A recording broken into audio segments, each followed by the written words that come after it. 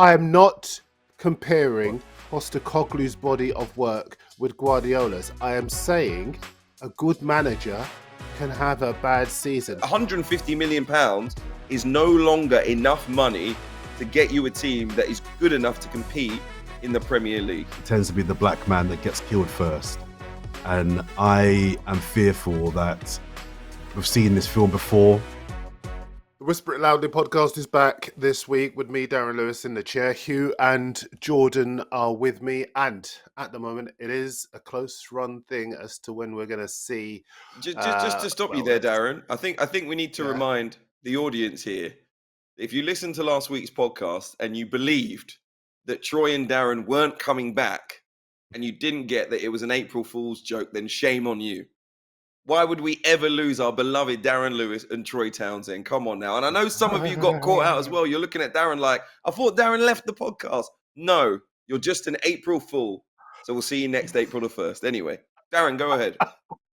I'll just pick. I don't know why you would have thought that me and Troy wouldn't be still be here, but it is a close run thing. I'm back. Let's see what will come back first. Either Troy Townsend, the third series of Gangs of London, or maybe the third series of the equally brilliant box set Kin. Kind of veered slightly out of my lane there, but I'm sure Severance. Troy's going to be back with us soon. I guarantee that. On the show this week, after Hugh caught me by surprise there, a big week for Ange Postecoglu for Spurs. Is the gap between the Championship and the Premier League way too big, or is it bridgeable? And to march or not to march across the pond at the weekend? And do you get a pass in the name of art? We'll talk more about that later. But first, Spurs. Postecoglu, 14th in the league. Frankfurt in the Europa League on Thursday. But the fans, the supporters at the club, they're not happy. I say the club... Well, actually, I say the fans, the club's not happy. It would appear the supporters. Hugh, Jordan, chop it up for me. Where do you stand? I'll start on this one. It's not going well at Tottenham Hotspur. That is obvious. I don't know where they are in the league, 13th, 14th, maybe even lower. And there were reasons for poor form at Tottenham Hotspur. There were serious injuries for big players. They had to play youngsters that they probably didn't plan to, the likes of Archie Gray, Lucas Bergvall. Both have been good, actually, but thrust into the first team picture, maybe before they were ready to be there at Premier League level. Both are improving, but ultimately there were serious injuries. Van der Ven, Romero, your first choice centre-backs out. Udogi's been injured. Pedro Porro's been injured. You name it, they've been injured. Solanke's been out for a period of time. Brennan Johnson was out for a period of time. I mean, it was just mounting up and it became ridiculous. James Maddison out for a while as well. So there were mitigating circumstances for Ange Postecoglu and Spurs. That, for me, has gone beyond mitigation because they've lost 16 of 31 Premier League matches so far, which is far too many. And for me, I've always said it, I didn't see any way that a Spurs manager, whether it was Postecoglu or someone else, could finish in the bottom half of the Premier League and keep their job. Now, this carrot of winning the Europa League title, of getting to the Champions League next year, I'll let the Spurs fans and the Spurs board decide whether that would save his job. For me, how it stands at the moment, it doesn't. It's a massive, massive tie against Eintracht Frankfurt. I know the Spurs fans are kind of split on whether they feel Spurs are even good enough to get through that tie, let alone win the Europa League overall. But ultimately, what we've seen from Tottenham, I think, has fallen way, way below what you would call par for the course, even par for a tricky, difficult season, tough season for Spurs. If they were 8th, 9th, 10th, you'd be saying, okay, it's not great, but they're 6, 7, 8 points off a place in Europe. I mean, they're just miles off that. So, would you keep him here? It's just tough. I mean, ultimately, I think now it boils down to, and this is probably where Jordan will want to come in, Ange Postecoglu as a personality, and whether he can possibly ride through the storm, because I think we all agree the football hasn't been good enough. The question is he a good enough coach to bounce back from this? Does he have the connection with the club and the fans to bounce back from this? And I'm not sure. is this a football club? And I've said it so many times where there needs to be a big dose of reality and realism. And maybe this season is the season that brings that about for that football club, in that they are not being What do you run as think a the top four realism should side. be? Well, they're not being run as a top four side. I think the club is run top to bottom as a Europa League side. We look at the financial reports that came out, last week? Tottenham doing very, very well. Although their losses, they still have losses. Those losses have come down by about 70%. To keep the books balanced, they are, according to Kieran Maguire from the Price of Football podcast, football finance expert, the most profitable football club in Premier League history. Daniel Levy doing a fantastic job with the finances at that club. And in those financial reports last week, he said, when it comes to recruitment, we are not going to do anything that puts the financial sustainability of the club in jeopardy, basically. It means we're going to cut our cloth accordingly. And so many other football clubs don't do that and end up in massive financial trouble. So he's doing what's best for the football club. But that means that we can't look at Spurs through the lens of even a Manchester United might be a bad example because of their revenues. But, you know, even when you talk about a Newcastle United, similar club maybe to Spurs, currently Tottenham can't even do what they do in terms of recruitment, in terms of moving forward, because they're paying off the stadium. They're trying to keep their books balanced. And ultimately, that means that we should be looking at Tottenham as a side that if they get in the top six, they've done well. Now, I know obviously they're miles off that at the moment. But my point is, moving forward, should we look at the Tottenham manager's position as a managerial position for one of the league's best managers? I'm not necessarily sure that club currently should have one of the best managers in the Premier League. They aren't a Champions League side. They're not going to be a Champions League side. So that's my point. Do they need a big slice of reality at Spurs? Listen, I think that Spurs are underachieving. They've been unlucky with injuries, but at the same time, they've got good enough players to be doing better, given what they've spent on the team. And I think the biggest indictment of where Spurs are right now is that if you look at Crystal Palace, they're doing far better with what you would argue is an inferior squad. If you look at Brighton, they're doing better. Bournemouth, they're doing better, even though they're in a bad run of form at the moment. What I do think is that Spurs can't afford to throw another manager overboard. They've got to stand by their managers and not just go with the prevailing wind. We've seen lots of examples of teams have had difficult times that have stuck by managers and managed to get out the other end.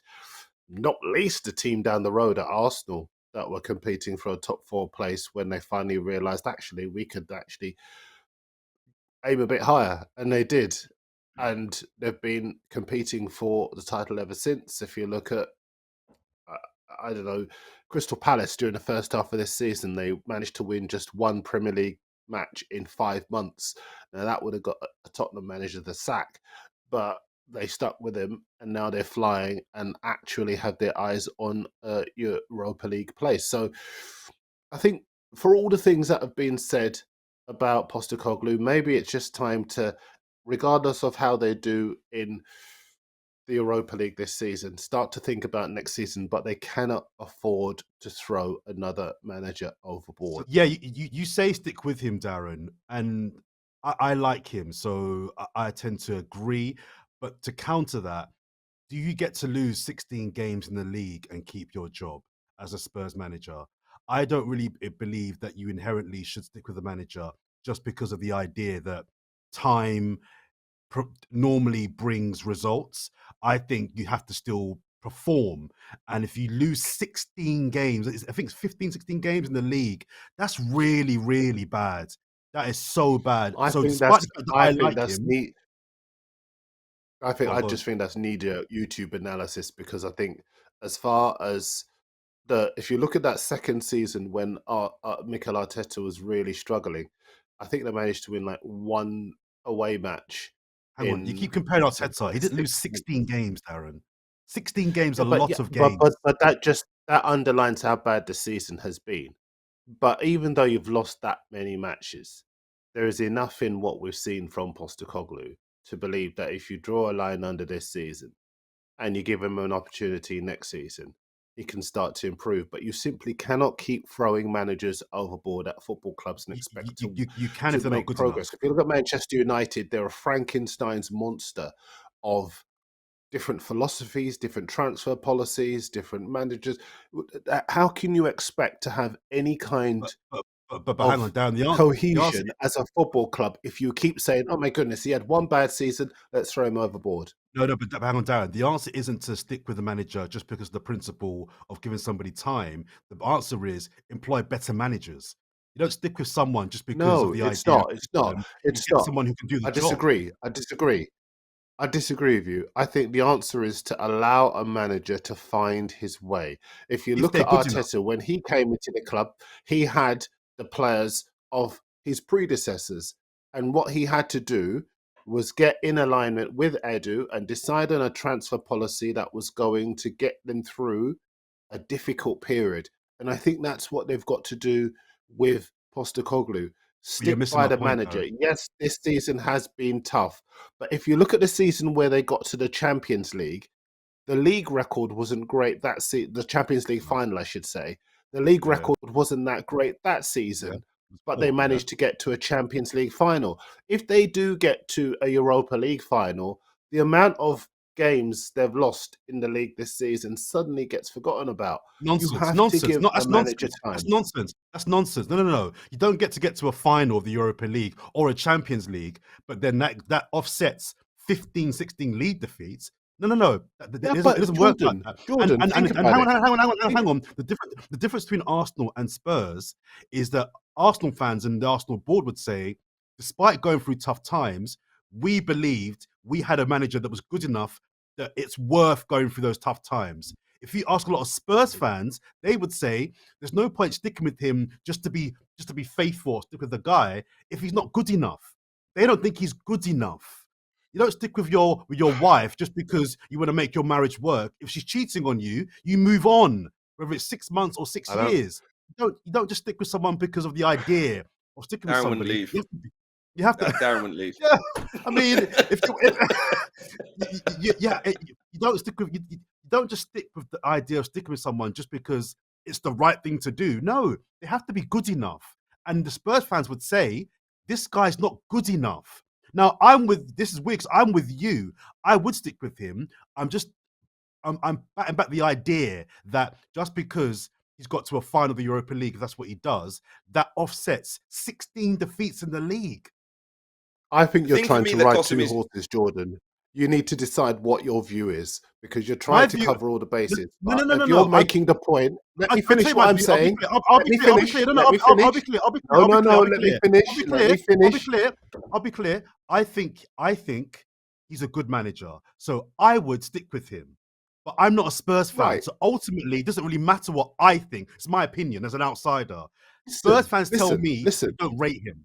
Well, let me tell you. Let me tell you what I think, so we can get the rest of the show in, if that's all right with you. Otherwise, you're just going to be repeating your point again and again.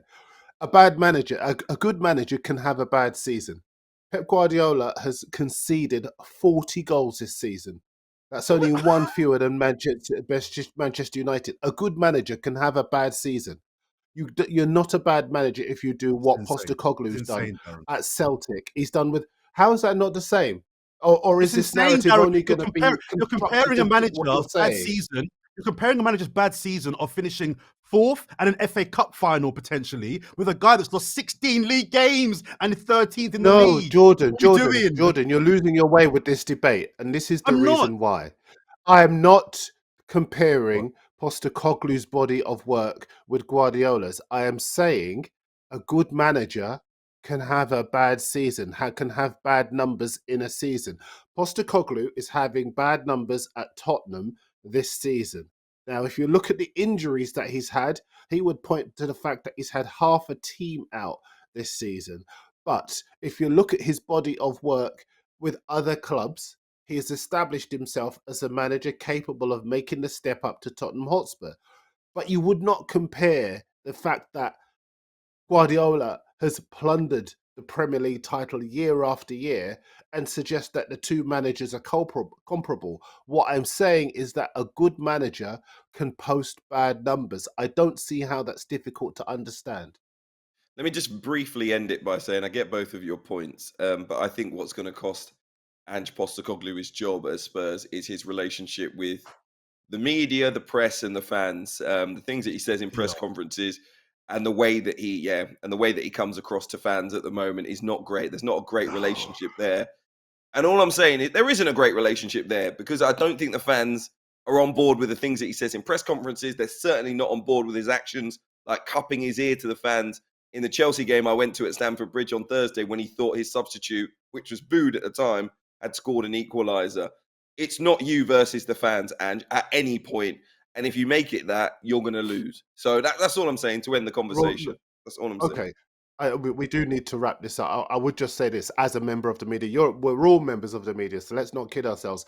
The media don't determine whether a manager stays or goes, whether they like him or not. And I can tell you actually from a lot of the contingent who follow Postacoglu around the country and go to press conferences, a good relationship between them. Darren, you're missing my point. And we You're missing are my in point. the information industry No, where we Darren, should I know want you always want to managers fight the to media. be Let me honest. just explain my point because you're arguing the No, wrong I don't want point. to fight the I'm media. not. I want to speak on behalf of the media Let and me let with me finish. knowledge. I Yes, have been in Darren, that room, so I can tell Darren, you there is a stop. good relationship between the Darren, media stop. and Darren, Postacoglu. stop. Darren, stop. I'm not saying that he's going to lose his job because of the media, his relationship with the media. My point was the things that he says in the media that the fans dislike. He says things in press conferences, he says things in interviews that the fans dislike. He's constantly fighting a corner that he shouldn't be fighting because the results, unfortunately, don't match. It makes him seem like he's got a big ego, it makes him seem arrogant, it makes him seem like he's above his station. And those things I don't think the Spurs fans like because you cannot come out Hmm. fighting fire like he fights every week in a press conference when you lose every week. You can't do that. If you're winning Well, every week, that's one what? So he thing. shouldn't You can defend beat his Jose position. when you win every week. But look at Jose So he Mourinho shouldn't when defend his his teams position. fail. He He sounds like shouldn't an defend idiot his in press position. conferences. You're not that guy anymore. So So Ange ain't that Hugh, guy. Hugh, Ange is not Hugh, that guy, Hugh, Darren. Hugh, Hugh. Are you saying that he should not defend his position? He should go No, into a listen, press conference and say, it's "You're all right. I'm not very good.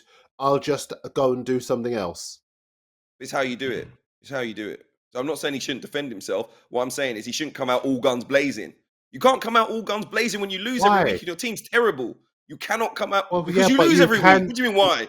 But you can. But you because you. No, no, no. I didn't ask you why. I'm saying why is he not able to come out and contextualize the circumstances of a defeat? Why can he not Again, come out and say, "Well, we if he didn't did have He that, this or can. that"? He can. if Why he can did he that, not he'd get come away with out it.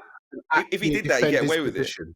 No, but if he did that, he would be getting away with it. If he came out and Well, actually he has contextualized it, done that. no, he doesn't. No, he He doesn't. has What he had does is press he conference acts after like press people shouldn't conference be questioning where him. he has He said acts like that he he shouldn't be hasn't had the questioned. players that he needs to have to be able to do his job.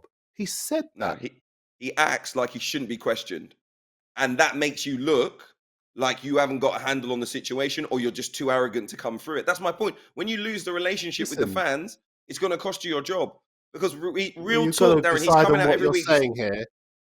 what do You've you got mean? to I've been listen. very clear with We've it. spent a lot of time on this, and we have so much else to get through on this podcast.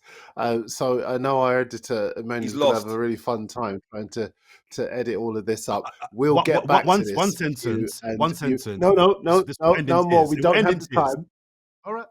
You're We the don't host. have You're the the host. time to just talk anymore. We've got to talk about the championship. We've got to cut even this conversation right down because three teams have come up, three teams have gone straight back down. I'll be straight with you. I don't think the gap is unbridgeable. I think Southampton and Leicester in particular have been delusional, expecting to stay up by either not investing properly or trying to play out from the back. Over to you, Jordan.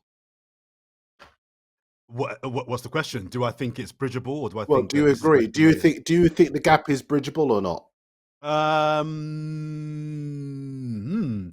Well, I think we've seen it bridgeable, if that's the word we're using, in terms of Brighton and Brentford. We've seen Bournemouth. We have seen teams come up and find a way to, first of all, survive. Second of all, implement an identity. And then third, in the case of, well, two of those three teams, Brighton and who's the other one? Brighton, Brentford, and what did I just say? Brighton, Brentford, and anyway, in the case of Brighton, have got European football, and Bournemouth, it's looking like they I could think get European football as Burnley well. got European football with Burnley Dyche did as as well, didn't they? Yeah, so there's a template of those teams that have shown that you can make it work. It's a three-phase. It's first of all, first couple of years, just survive, just stay in the league. Second of all, okay, now we're in the league. What are we about? What kind of football do we want to play? What kind of players do we want to attract? How are we going to survive in this league in terms of how we play our football games? And then third, cool. Now we're an established Premier League team. Can we go on a cup run? Can we try and push for Europe? And those teams have done or are doing that. So it's definitely doable. I think it's about how you deploy your finances. I think it's about also, this might sound a bit weird. I need to think it through a bit more maybe, but do you want to be a Premier League team? Or are you happy just being a top championship team? In which case, if you go back down, you take the resources and the money that you get from being in the Premier League to just be a thriving championship team. There are some small, I don't buy this idea that every club wants to be in the Premier League, or because I think for a lot of fans and a lot of clubs, being battered every single week is not fun. That is not fun. So do you want to be at the big party if it means week in, week out, you're going to games knowing you're going to lose 4-0? I don't know if many clubs or fans of clubs want to do that. So I think it is bridgeable. I think the way the three teams have come up this season have just done it in the wrong way. I think Ipswich are maybe a couple of years too soon. I think they've maybe got to the Premier League a year or two before they probably planned to. Southampton, I think they had a manager that committed football suicide in trying to be the Pep Guardiola of the championship. It's like, bro, this ain't that kind of party. And with Leicester, I mean, I'd argue Leicester are worse than Southampton. I don't know what the rude appointment has killed them. They were going down probably anyway, but the minute they appointed Ruud van Nistelrooy, for me, that confirmed that they were done. Hugh? Yes. In my time watching the EFL, hopefully you guys know that I'm the main EFL host for You're the TalkSport, but EFL also, master. You'll know the context. yeah, but also ITV's EFL highlights host as well. Stop laughing, Jordan. I'm just letting the people know the qualifications to begin with. So I watch a lot of EFL football. I watch a lot of EFL football, in short. And what I would say is the teams that you mentioned, actually, they don't fit the category of championship teams per se. Southampton were an established Premier League team. They got relegated. They came back within one season. This season, we should be seeing more of a Premier League team than a championship team. The same with Leicester City, who won the FA Cup a few years ago, who won the Premier League in 2016, who have been, for the last decade or so, an established Premier League team. They got relegated. They came back immediately, winning the league fairly comfortably. Leicester City should have put in a far better showing in the Premier League than what they did. Same as Southampton. The reality is, though, Leicester City hasn't been run well enough to be competing in the Premier League. It's their financial situation. It's the things that have happened off the field that mean that they have not been competitive this season, coupled with a horrific decision to get rid of Steve Cooper and bring in Ruud van Nistelrooy. That has absolutely killed them. Southampton are in a position where financially they should have been able to put a stronger team out on the pitch this year. But by the way, even with the team that they have, horrific showing, disgraceful showing.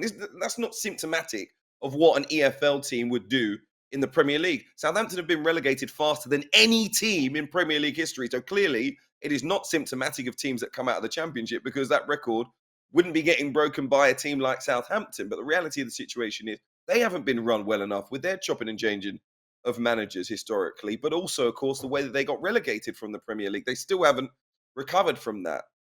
Ipswich are Hugh, a specific just case a in very point. quick, Let me just a quick finish. question, Hugh. Let me just finish off about Ipswich. Sure. Then I'll come to you, Darren. Ipswich were in League One. They spent 1 year in the Championship and came immediately to the Premier League. So Jordan's probably right in that they weren't ready yet to be a Premier League side, but they probably weren't even ready to be a side that challenges at the top of the Championship, to be perfectly honest, in terms of how the club was being run. So what have they done? They've spent £150 million, and everyone keeps saying they spent £150 million. Well, what does that get you? They have a team that will now compete for the Championship title next season. So £150 million buys you now a top Championship team. If you want to have even a team that's at 15th, 16th in the Premier League, then the Championship side needs to spend, in my opinion, 250 to 300 million pounds. And that might get you a team that he's comfortably inside the Premier League. But £150 million is no longer enough money to get you a team that is good enough to compete in the Premier League. It just isn't. So there you go. I wasn't going to make a point. I was going to ask you a question. Why do you think Leicester, even when they were above the line, stuck with Van Nistelrooy when he clearly had not improved a single thing at the club? I've got absolutely no idea, other than I think the ownership group at Leicester have taken it on board that it's their responsibility.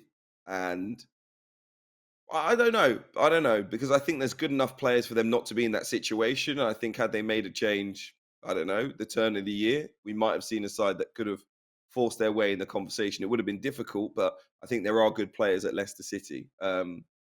The reason that they stuck with Ruud van Nistelrooy might be a financial one. Once again, they may be thinking, go back to the Championship, start all over again. We start bringing through. They've got some very good young players coming through the academy, and we start all over again. And hopefully, we bounce straight back again in one season. But in the meantime, we've offloaded some of the higher earners, some of the more established players. Jamie Vardy will leave the club. I'm sure he's on a good salary. Wilfred Ndidi, Ricardo Pereira. There'll be plenty of players going now through the exit door at Leicester City. Maybe this gives them a chance because they will be a big club. They are a huge club in the Championship. Let's be real. Players at that level will certainly want to play for them. And in fact, they attracted players who were playing top flight football elsewhere when they were relegated last time from the Premier League. So if they can do that again and bounce back with a new identity, then fantastic. Will Ruud van Nistelrooy be their manager next season, by the way? I don't think so. I don't think he will be there No. for the start of next season. I think he will get the sack. So there you go. All I would say is that I don't think you have to spend necessarily that big to stay up. I just think that you have to have the right attitude. I look at Burnley, top of the Championship right now. Their defensive record is outstanding in the Championship, and they'll come up with a defensive-minded mentality. The first year when you come into the Premier League doesn't have to be pretty. You can cling on grimly by your fingertips, but all you have to do is stay up, and then you can start to think about style of play. But I think the clubs that have come up have done it But the Darren, wrong way Darren, Darren, around, Southampton and Leicester in particular. Go ahead. let me just interrupt you on that because I think you and Jordan have both made a point, which is it's about this conversation is not about whether you can or cannot stay up because individual teams can do it. We know that. This is about making it a regular thing that more than one of the clubs that's been promoted are staying in the Premier League. We're talking about what are the things that we can put in, what conditions can be in place that mean that all three clubs have a good chance of staying up every single year.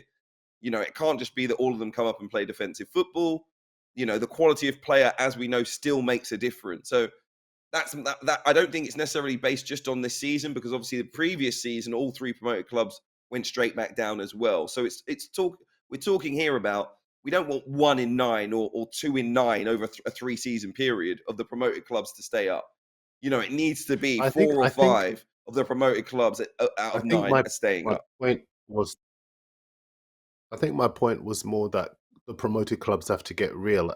Yes, it isn't about just staying up, but I think if you just stay up, if you make the jump in terms of promotion in any sphere, then you have to adapt to operating at a higher level, to being better, to creating the conditions to make yourself better. And in that first year, it might just be about consolidating.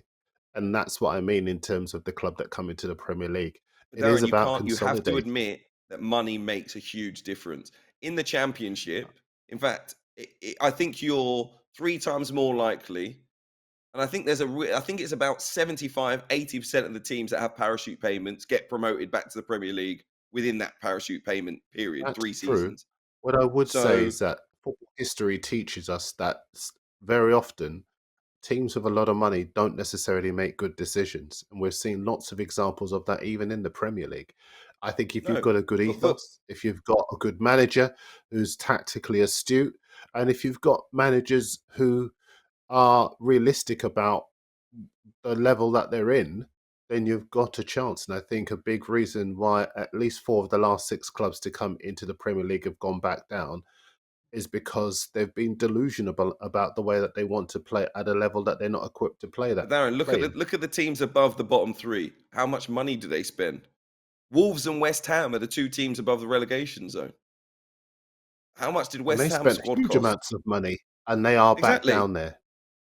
Yes, So but that's my they point. You spent can enough money to spend a stay lot of up. money and That's the not point. doing no. But they spent enough money to Listen, West stay up. Ham spent around 150 million pounds to make the step from being around the Europa League, the Europa Conference League places, to getting into the Europa League, and they found themselves down by the relegation places But they're because not they getting brought in relegated. people and personnel that weren't good enough. But they're not getting relegated.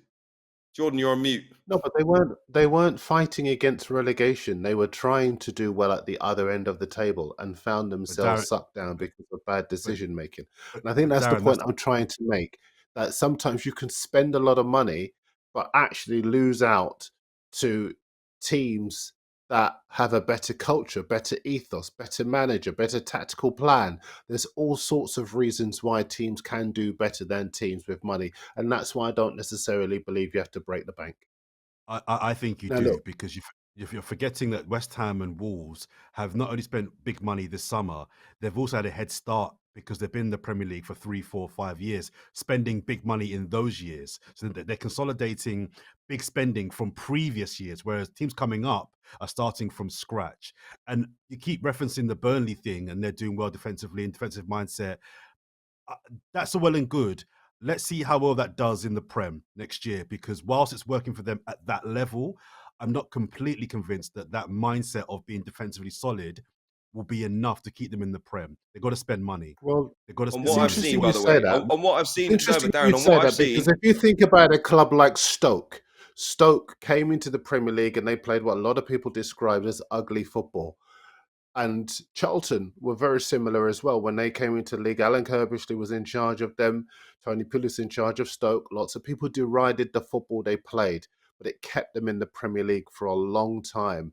They Stoke spend didn't money. spend fortunes. They Stoke cut their spend money. cloth accordingly. And I just think that if you we'll see what happens with Burnley. I know we've got to move on now, but we'll see what happens in Burnley over the coming season. Maybe we'll revisit this let me just put this conversation prediction because in though, Darren. on On what I've okay. seen from Leeds, what I've seen from Leeds United, Burnley, and Sheffield United in the Championship this season, it doesn't mean all three of those will come up because one has to go through the playoffs. I don't see any of them staying in the Premier League next season. So we'll see if it happens again. And if it happens again, I think there'll be even bigger conversations around how we change the model to help Championship clubs coming into the Premier League. On Saturday, there's expected to be a huge march in a protest at the new regime in the US and the policies that are dominating the news agenda. But there is a big body of No opinion segue, by the way. o- Just raw over dogged there. Straight in. No Straight We lube. in. haven't Just got the time. straight in. Damn. I like it. I But there's like a it. big body of Oh, let's go. opinion that some people shouldn't be marching. I'm going to leave it. Actually, Hugh, I'm going to throw it back to you. You tell us more about this subject. Well, basically, there's a theory in the United States, and it seems to be spreading on social media that black and brown people, I think they're saying, shouldn't go on any of the marches to protest what Donald Trump is currently doing when it comes to not just the tariffs, but obviously ICE detentions. We've seen a lot of Hispanic people in particular sent to countries like El Salvador and Colombia, people being picked off the street. We've seen, in fairness, people of Arabic and Middle Eastern heritage being picked up off the street by ICE, detained by them, people with student visas being sent back to their countries because they say things that are either anti-Israel or anti-America, maybe legitimately in terms of the laws in the United States, but in the eyes of the ruling governing party at the moment, these things are being deemed to be outside of their visa restrictions. And anyway, lawyers are saying that's not the law. It might be something that you kind of pick out and say, well, they shouldn't be in the country because they're saying things that we don't like. But currently, that's not actually written in law. So they claim that the government is breaking law. That's going through the judicial system. But in the meantime, there are protests taking place. And people are saying that if you're black or you're brown, you should stay away from the protest because Donald Trump is likely to send aggressive forces, police forces, military forces to these marches because they contain black and brown people. That's his modus operandi, if you like. He's done it before, and you are in serious danger if you go out. What we've seen so far is we've seen people who are white who've been on the protest saying, "This is so weird. I've gone on previous protests before. There has been a huge presence of various forces there, and it's not happening this time around." And we feel it's not happening this time around because actually the aggression that comes on these protests comes from those forces, from the police, from the military, and they basically come because there are black and brown people there. It's almost like they've done a litmus test, an experiment here, and they're actually seeing that actually, if there are no black or brown people there, then these protests go off quite peacefully. As soon as we show up, we're getting attacked, we're getting imprisoned, you know, and it's becoming a much bigger story. So it's a very interesting thing that's happening in the United States where they've kind of got Donald Trump's number, if you like. The question is, should black and brown people be out there or should they be staying at home? I don't know. You guys tell me. Well, no, no. Actually, let's stick with you. What do you think? Would if you were there, would you be going out there, or would you be following that idea that to protest, you don't necessarily have to give the regime what it wants? I think it's an interesting point that many black and brown people are making because it is affecting the Latino Hispanic community quite directly. Because there are a lot of illegal immigrants, obviously, from Mexico in the United States, but people that have been there for 25, 30, 40 years, but who came into the country without documentation. That is a big thing in the United States. There are plenty of people, though, that have been paying their taxes, security, social security, etc. But ultimately, it is directly affecting that community the most. And what black and brown people are saying is, you got to be the ones to go out and protest then. When it was directly affecting us, we were the ones out protesting. We were the ones getting imprisoned. You were the people, in fact, and I think this is a key point as well. Latinos for Trump was a big thing in the Mhm. United States. Hispanic people voting for him. Well, hold on a minute. You voted him in. It's Mhm. having a detrimental effect to anyone from an ethnic minority, but also anyone who's a veteran, anyone who's got diversity, inclusion, equity needs. It's affecting them directly, obviously. Many, many people have lost their jobs. They're saying this is on you. So you guys have to get out there and protest this, which is an interesting position to take, obviously, because ultimately I feel it will come back around to black people eventually. Mhm. But as it stands, I'd be with them on that.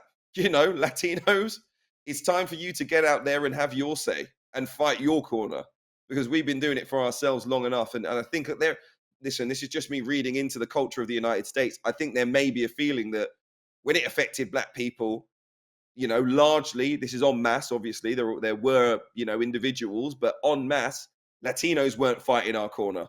You were with Donald Trump when he was there calling us what is it? Antifa and all of this stuff, calling us a terrorist group when we were doing Black Lives Matter and all of this stuff. So I think they're basically saying, over to you guys, take it away, which is, I think at this stage of what's happening in the United States, I think that's an okay position to take, but things will get worse. Things are moving more into the fascistic um, mode, I think, when it comes to Donald Trump and what he's doing in government. I think black people will have to fight fascism in the United States. Ultimately, they will have a big responsibility to making sure it doesn't take over that country because, unfortunately, for whatever reason, black people are the ones that have had to fight for equity, for inclusion, for diversity, for all of these things in a bigger way than Asian communities have, in a bigger way than Hispanic communities have. You know, ultimately the laws have been changed in the United States because of the fights of en masse, the protests en masse. I'm saying again, there were always individuals who have been involved in the fight and have been allies, but largely because of the actions of black people. So I can understand why they're sitting it out at the moment, but they will come back into it eventually. And I think that's right. Pick your moment. Jordan? I think Hugh has articulated my general thoughts on this better than I probably can. So I'll keep mine brief in as far as it's an interesting one because my instinct is always to when a man's sticking it on you to kind of step up and stand out and stand up for your rights. But I'm also very aware that, you reference this kind of joke or this line, Darren, often that it tends to be the black man that gets killed first. And I am fearful that we've seen this film before. I do think whether it's in the next kind of 6 months or the next 2 years, this is going to eventually end up with protests on the streets, which could end up getting, going to a level that we've seen before. We don't want to see again. So I think this is going that direction regardless. But I think we have to be strategic and smart about how we play this and how we protect our bodies and our lives and our rights in that sense. So I would echo Hugh's thoughts of a frustration of myself and many black people that when it's on us, we show up, we show out, and we get the licks. Yeah, and yeah, it's a lie to say that there aren't allies from other communities that do stand with us. That would be unfair to say that doesn't happen. But largely, it's us. So if the Latino community, in large blocks, voted for this man, and now you're seeing the repercussions of having this man in office, I'm sorry. It's all of our fights. I don't want to say it's your fight. It's all of our fights. But right now, on the front line, it's got to be you guys. You guys go first. We'll back you up. We'll be here. we'll say our thing, but it's you guys that got to be on the front line because you guys largely voted for this man. So I think the strategic manner of, I don't want to say sitting this one out because I think protests will still be happening in other forms. Protests aren't just in the streets, right? Black people will be protesting, but I think the idea that we have to now put our bodies and our lives on the line for our rights. I'm not so sure on this one. It's smart to be on that front line. So I'd be observing before I kind of hit any streets with any placards. What do you think, It's Darren? interesting. Well, it's interesting because I was more taken with this subject with the idea that there's a realization that marching, and there is a long history, as we know, of protest worldwide, but particularly in America. Um, but doing the same thing. It's the old adage: if you do what you always do, you get what you always get.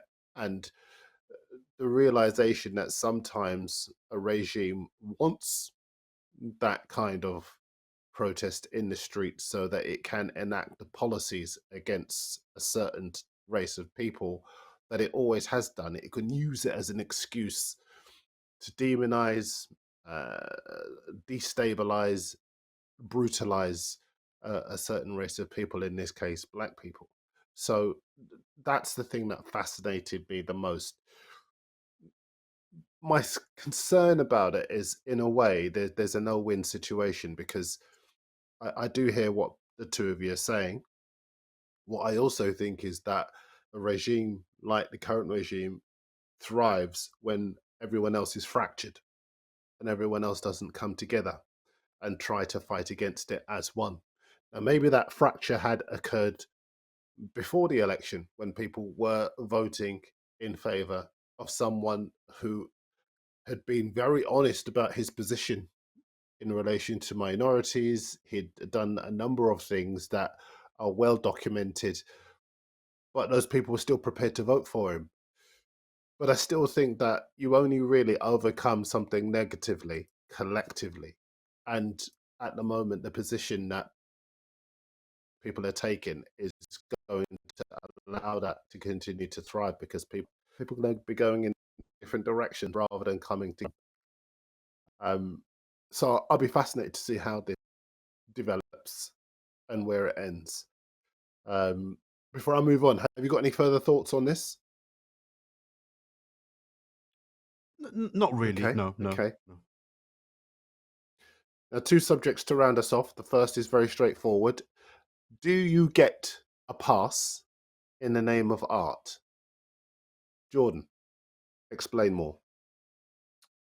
Yeah, so it's a kind of it's a debate that's kind of been going around for a while. It's not anything new. The idea that if you're, and let's just use comedy and comics as an example, um, that if you are a comic, you get to you can say whatever you want as long as it's funny, or you can say what you want in the name of art. And it was triggered by Well, just the before you recent carry on, controversy. just before you carry on, for very obvious Mm. reasons, we're not going to mention anything offensively religiously or anything like that, because No, we no. want this to be a debate that everybody is able to take part in, but we don't want, obviously, to cross any boundaries or lines in terms of offending anybody.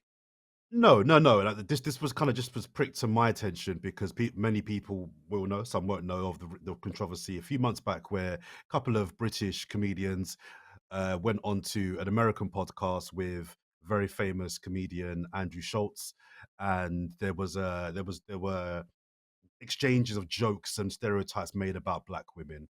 The two British comedians there was a backlash towards them because they were laughing along with Andrew Schultz, who was making jokes about black women. Um, the controversy was that these two black men were seen as feeding these negative stereotypes, not defending the name of black women. Andrew Schultz has had a backlash since because he's doubled down on the idea that these are jokes, it's comedy. You know, what's the issue here? He's on a podcast the Pivot podcast. One of the members of that podcast made an impassioned speech about his relationship and love of black women, his experiences of having a black mom, a black partner, all the great things that black women bring to society and have brought to him. He invited Andrew Schultz onto their podcast, the Pivot podcast, and just finished watching it this morning. And I was interested to see how that conversation went down because this I've forgotten the name. Who knows the guy's name? He's a former athlete, 1/3 of the Ryan Pivot Clark. podcast. Ryan Clark, that's the guy.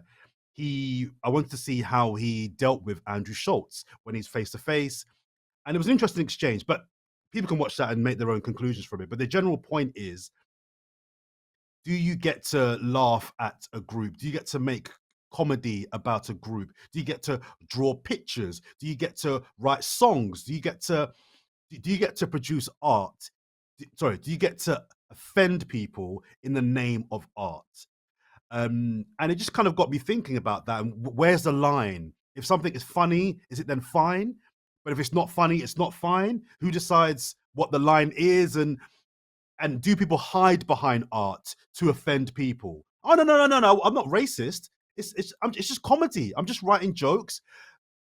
But whilst I don't want to blunt comedians or artists' right to make art and push boundaries, do the real lived experiences that impact these people, be it black women, be it disabled people, be it gay people, be it working class people, do the real life consequences that come from the art, should that prevent those people from going to a certain level? Q. I- Over to I'll you come in. guys. I'll come in on this. Firstly, just your point about the line. The line moves. The line has always moved, and it will always move. And it takes moments to move the line. So it takes moments of offense and uproar and outrage to move the line for people to say, no, no, no, that's no longer acceptable. So we're always going to have these conversations throughout time where people say, well, hold on a minute, it wasn't that bad 5 minutes ago. What now you're saying I can't? And you go, do you know what? Yeah, the world's moved on, the world's changed. That will always happen. Look back at comedy from 30 years ago, from 50 years ago. Look back at TV shows, for example, right? Things will always change. Even listening this week to an interview with Hank Azaria from The Simpsons, voice on The Simpsons, saying Simpsons. why he doesn't do Apu, the Yeah. shopkeeper's voice anymore. So again, the line will always move. But the point is, artists, I think, and this is the best thing about being in a Western liberal democracy, if you like, artists have the right to express what they express. I fully believe that. Everyone else has the right to be offended. I absolutely believe that. And to express their offense. That person has the right to say either I didn't mean to offend you or I got it wrong. I make mistakes. We're all human. We make mistakes. And again, we evolve. The line moves. Things change. So we need that process. We absolutely need that process. We need artists to push and prod and make us think. Absolutely, we do. Art, and it's just a huge thing. Humanities, books, whatever it might be, we need them to move the needle. Absolutely. So art for me is absolutely essential. We're allowed to be offended by it. That's absolutely fine. In some people's art, it's absolutely crucial that you're offended by it, so you get the message. Um, so I think it's absolutely fine. And again, like I said, remember, people will always make mistakes. We make mistakes. Artists are going to make mistakes too. And many comedians have said over time, either that's not how I intended my joke to come out, and I apologize for any offense I've caused, or do you know what? You're right. I didn't see it that way, but now that you've expressed your feelings to me, I see it your way. That's fantastic. That's part of being a human being. We need this. We need this in society and culture. We do not want to live in a culture where things are completely closed off for whatever reason. So for me, it's absolutely important. But on the point of comedy, what I would say is a comedian's artist expression for me takes different forms. When you're up on stage and you've written jokes and you're doing a set, I feel like it's absolutely important and crucial that you are free in your artistic expression during that period of time to say what you like. For me, that's like a play, that's like a film. When a comedian's up there doing their set, it is actually different to sitting on the sofa doing a podcast. The podcast might be funny and you might be cracking loads of jokes, but this is a podcast where we say things. There are podcasts that are about business, economics, whatever it might be, films, whatever it is. That for me is not artistic expression. When we sit down, we have a conversation as human beings sharing our points of view. We are no longer on artistic expression. A podcast is not artistic expression. I mean, it can be. Obviously, people make set piece dramas and all that stuff. I get that. But I'm just talking about a conversational, back and forth talking podcast. That is not a comedian's mode of artistic expression. A comedian's mode of artistic expression is being up on stage telling jokes. Okay, that's So, where so my your forum is for humor. so my question would be, and it's a question: does the artist, whether it's a singer, rapper, comedian, artist, have any responsibility to be aware of the consequences that their art is having on a particular group? So, as an example, let's stick with black women and Andrew Schultz. It's a live issue right now. Does Andrew Schultz have a responsibility to understand that when he is making jokes, funny or not funny, about black women, there are real life consequences and perceptions that turn into realities that impact Answer black your own women? question, Jordan. Um,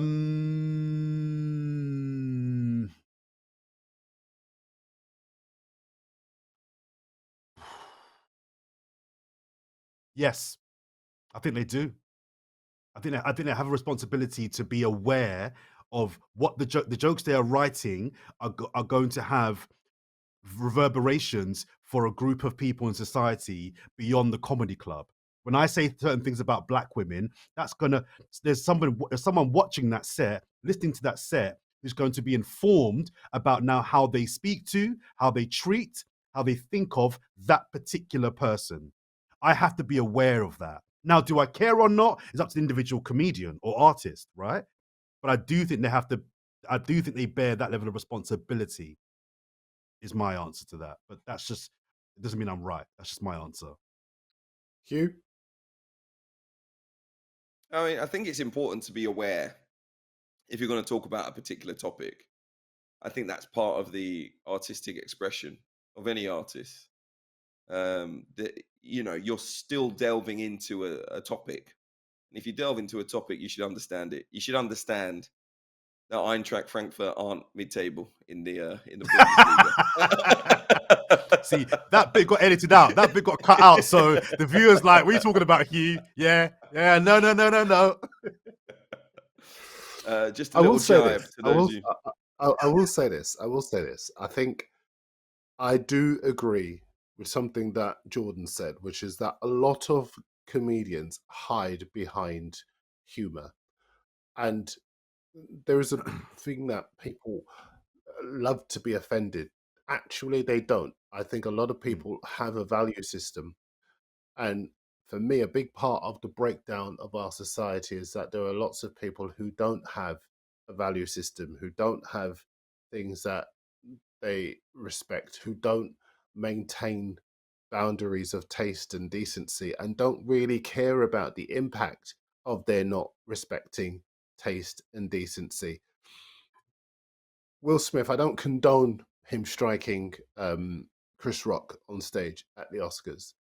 But if somebody has the right to be able to, as you were putting it, express themselves in the name of creativity, then the recipients of that creativity have got the right to respond the way they see fit. I don't agree with it necessarily. And I wouldn't be instructing my sons or even conduct myself that way. See, But just to jump in there, that that is likely example, to happen. on that example, without going into that one too deeply, I largely agree. If you're going to make jokes about my wife, I have the right to defend her how I see fit. The difference would be Absolutely. but the difference is it was an assault. So it was he committed a Yeah, of course. crime. And that's why I You know, say I don't so agree with it. Yeah. yeah, Yeah. okay, okay. Yeah, I mean, I Um, think the but way I I just think think, by go saying ahead, go ahead. sorry, by saying you can respond the way you see fit, I think that's silly because we see people at comedy events get very, very angry. We see members of the public, oh, you told this joke and ruin the whole show for everyone, or get up and try and slap the comedian, this, that, and the other. It's like, and what does the comedian say? Sorry, didn't you understand that you were coming to a comedy show? Like at comedy shows, people get teased. We take the mick out of each other, like, and we all laugh That's about it. different. And we're not here to That, be. that- No, no, that's no. different. Listen, but Because in that but it's not environment, you different. expect to get roasted. No, because in a comedy club, you should expect that you may get roasted. And the comedy club is a very sacred environment where there's kind of no rules. You kind of go into that domain Yeah, knowing I that everyone's understand going to that, get it. but I understand that. But also, once a comedian goes up on stage, we also understand that the dynamics changed. Like comedians do that, and if they're hosting an award ceremony or they're giving an award, like the reason a comedian's up there is because we want them to tell a joke and bring some lightheartedness to the event. Ricky Gervais doing the Golden Globes, however many times they've invited him, but he roasted everyone in there. But everyone knew as soon as he was announced as the host that it was going to be a very different type of presentation to if you'd announced, I don't know, an actor or, do you know what I mean? Or, it does change the dynamic once a comedian comes into the room because you're asking them But to come in and show us their art. I don't want what if the you call a interesting singer thing, if you call a singer up on stage, you don't want them to tell jokes. You want them to sing. It's the same thing with the comedian. It's their art. I don't know. I think, Hugh, the issue is that, again, he has, you would argue the right to be able to express himself and tell those jokes in the way he sees fit. They have the right not to ask him back, which they didn't after that. And I think, I just think that there are too many barriers and boundaries of taste and decency that are being trashed in the name of art. And the lack of respect, I think it's a contributory factor to the decline of our society. We see so much. I remember on a What I previous would say, season Darren. of this show. Mm, sorry to interrupt you, but I just wanted to say that offense is very personal. There's a lot of people offended by that one joke who would let the whole other parts of the conversation where they were taking the mick out of this person and that person they let it slide. But then the joke comes onto them, they're offended and it's unreasonable and this person should be this and that. Those are the things that I dislike. Keep the same energy when other people are being offended too. Because my point is, anyone can be offended. You're good, it's your right to be offended, but don't say no one can offend you. That's all I'm saying. And I don't agree We with have the nine jokes that were minutes made. left. By the way, let me be clear. I don't agree with the jokes that were made, but I'll defend the right of people to make mistakes, to tell jokes that offend me. That's absolutely fine. And I've got the right then to tell you I was offended by it. And if we want to go back and forth, we can. That's fine. But I'm not going to say that we should just stop telling bad jokes that offend people because ultimately it's not, it then goes out of the realm of just jokes. Then we get to the point where you can't I say think anything that offends someone. that the problem is that there are individual things that offend people, but then there are widely accepted social norms. There are widely accepted elements of people's faith. There are areas widely regarded as Nothing's areas, protected. lines that you do not cross. It should be And protected. That is the whole point. We should well, have well, things that well, are just protected. briefly Hate for me, speech, that fine. that's difference between I think you should have the right to criticize black women if that's what you want to do. That's different to my wife, and that's Should why I you? would distinguish Should between Will you? Smith. Well, why? Yeah, because Why would you criticize because any because demographic within our because society? Okay, so would I go up on stage and box man in his face for criticizing, making a joke about black women? No, I wouldn't. I might be offended by it. I might not like it, but I wouldn't react to it. Would I do it if it was against my wife? Yeah, I probably would. Yeah, I probably would. Yeah, but that When you make goes it to Hugh's personal, point when you about make it personal. personal, Yeah. yeah, you're not talking about gay people. You're not chatting about disabled. You're chatting about John. You're chatting about my cousin. You're chatting about my son. That's when I think you need to be very, very careful where your comedy goes. If you're naming names and if you're going direct, I agree with you. You have the right to make jokes about my son, but I have the right to box you in your face if I don't like the joke. That's not what you said. That's what I said. But No, So none of us agree with assault. Let's not kid. Let's not be very clear about that. None of us agree with the condone violence or anything like that. I just think that as a no, general I do. point. Sorry. Stop. No. Okay, sorry, Dan. I know you want to wrap up. I don't condone violence, but for me, violence is not off the table. That's what I would say. I don't condone it, but it's not No, off the come on. We table. can't. We can't. I have to I'm just being still honest. add that disclaimer that's Jordan's point of view, but as a That's my general, view. the That's Whisper my Loudly view. does not condone violence. I don't Keep condone it in the violence. boxing ring. Let let's end on a positive note, because very, very quickly, you mentioned, we've got 6 minutes left. You mentioned, Jordan, on our WhatsApp group that one of Oh. your favorite nights out, well, you So were just reminiscing, shall we say, about your favorite Champions nights League. out. So we decided, let's take it to the Champions League. streets. What was your favorite nightclub and why? all right, I'll try and squeeze this in and an Arsenal reference as well. You know what it is? I was out on the weekend. A friend of mine at a party over in Shoreditch went along, and I just got reminiscent about my nights when I was in my prime. Right, I was trim, good looking, no grey hairs. Like I was about it. Lyrics for days, right? And just Sounding old. observing. I am old. But just observing the interactions, guys, between the men and the women, and there wasn't much going on, by the way, and just seeing how people are in the club and the lack of dancing, and it got me thinking about my favorite nights out, raving, going to the clubs, getting on the bus, getting on the tube, talking to women, talking to your brethrens.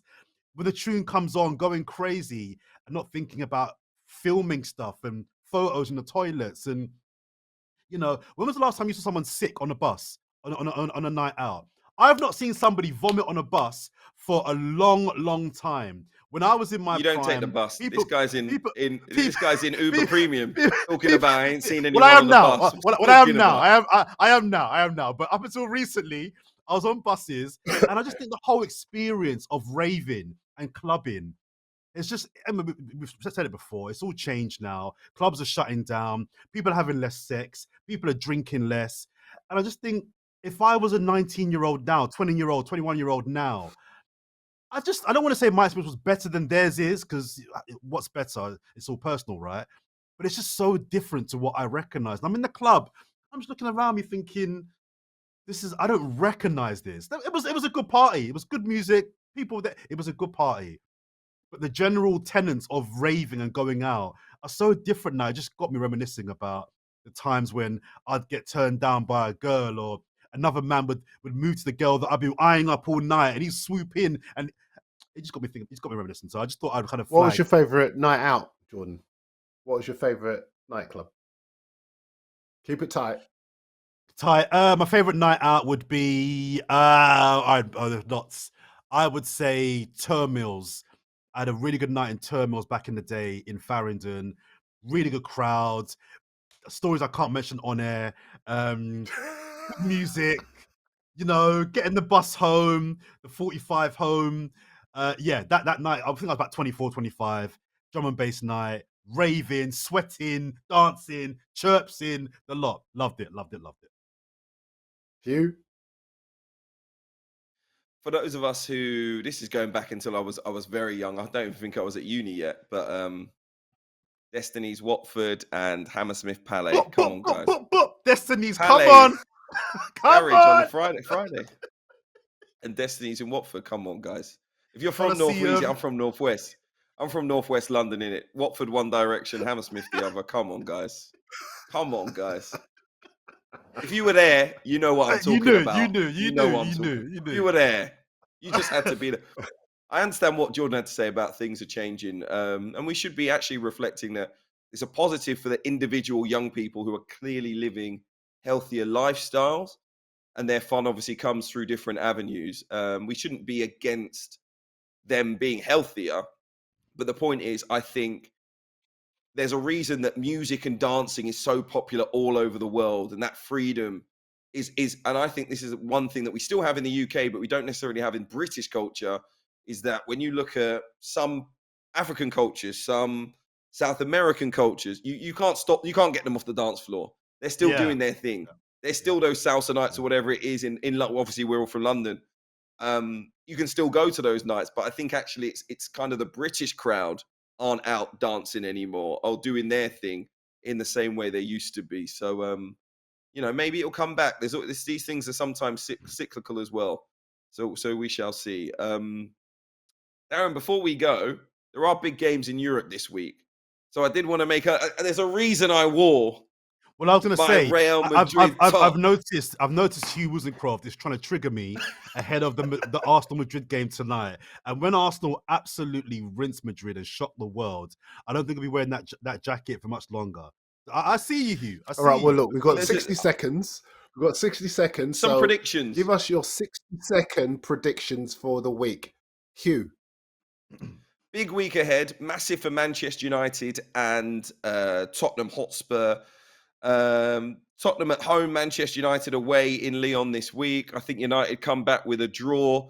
Tottenham draw at home with Eintracht Frankfurt as well. Those are my predictions. I think Arsenal lose by a single goal at home to Real Madrid, and Aston Villa probably lose by 2 against Paris Saint-Germain on Wednesday night. They're away from home, Villa. So, those are my predictions for the British sides. Chelsea, Legia Warsaw away from home. I think Chelsea probably win that by a goal or 2. Very briefly, I think Villa lose, Chelsea win. The other 3 will be draws. I think Arsenal will get a draw. I'm going 2-2 with Arsenal. I'm going to the game tonight. Come on, you Arsenal. Get it done. Shock the world. Surprise you and go an Arsenal win because I think Real Madrid don't travel particularly well to England. And I wonder if Arsenal might play Saka down the middle like sometimes PSG do with Ousmane Dembele. That could be interesting. I think as far as the other games are concerned, Villa, I think, could do it. I take them to win against PSG. And Spurs, I think, morale boosting victory for them. Say again? Rashford FC, yeah? Stop it. And I think as far as Chelsea are concerned, they're good enough, but can they keep the back door shut? Not so sure. But I think it'll be a good week for English clubs. That is all we've got time for this week. Remember, leave your thoughts in the comments on Insta, on YouTube, Twitter if you must, and TikTok. The Whisper It Loudly podcast is back next week. We'll see you there.